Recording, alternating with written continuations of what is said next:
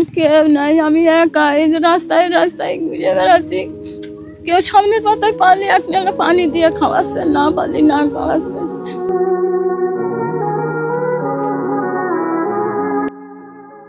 কিছু সময় ছেলে সন্তানের অপরাধের শাস্তি পায় বাবা মা, আর ঠিক তেমনটাই বোধহয় হয়েছে হিটু শেখের বৃদ্ধা মায়ের সঙ্গে। ছেলের অপরাধের শাস্তি পাচ্ছে মা। ভিটাবাড়ি সব হারিয়ে অনাহারে অনাহারে তিনি ঘুরছেন এখন রাস্তায় রাস্তায়।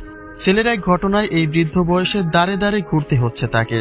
তবে তিনি দুঃখ প্রকাশ করেছেন বাড়িঘর সব ভেঙে তাদেরকে নিজ ভিটা থেকে উচ্ছেদ করে দেওয়ায়। কেননা তিনি তো শুরু থেকেই বলেছিলেন তিনি তার ছেলেকে আইনের হাতে তুলে দিয়েছেন, যাচাই বাছাই করে তারা যে শাস্তি দেবে সেটাই তিনি মাথা পেতে নেবেন। কিন্তু তবুও কেন বাড়িঘর ভেঙে হুমকির মুখে ফেলে দিল গোটা পরিবারকে, সেই আক্ষেপটাই হিটু শেখের মায়ের। আগাগোড়াই তো আমি বলেছি যে আমার সওয়াল যদি অন্যায় করে যে অন্যায় করবে তার সাজা সে খাটবে, জি আইনি ঘরের তো সাজা দেবে, তাই না?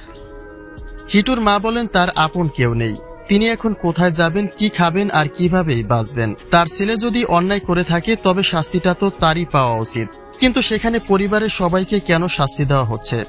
তিনি থাকতেন বাড়ির আঙিনায় টিনের একটা ছাপড়া ঘরে, সেটাও ভেঙে ফেলা হয়েছে। শুধু ভেঙে ফেলাই নয়, ভেঙে ফেলে তা পিস পিস করে তুলে নিয়ে যে যার ব্যক্তিগত কাজে ব্যবহার করেছে। তাহলে এই বয়সে এসে এখন তিনি কোথায় যাবেন?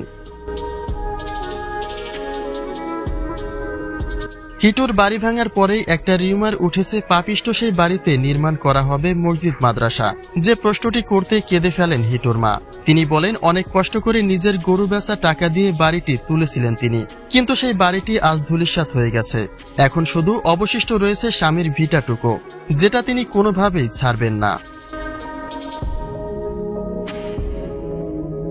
আসলে হিটু শেখের মা শুরুতেও এই কথাটাই বলেছেন যে তার ছেলে যদি আসলেই এমন ঘটনা ঘটিয়ে থাকে তবে আইন তাকে যে শাস্তি দেবে সেটা নিয়ে আক্ষেপ নেই তার, কারণ অপরাধীকে শাস্তি তো পেতেই হবে। কিন্তু তাদের সঙ্গে এখন যা ঘটছে সেটাও কাঙ্ক্ষিত নয় বলেই মনে করেন তিনি।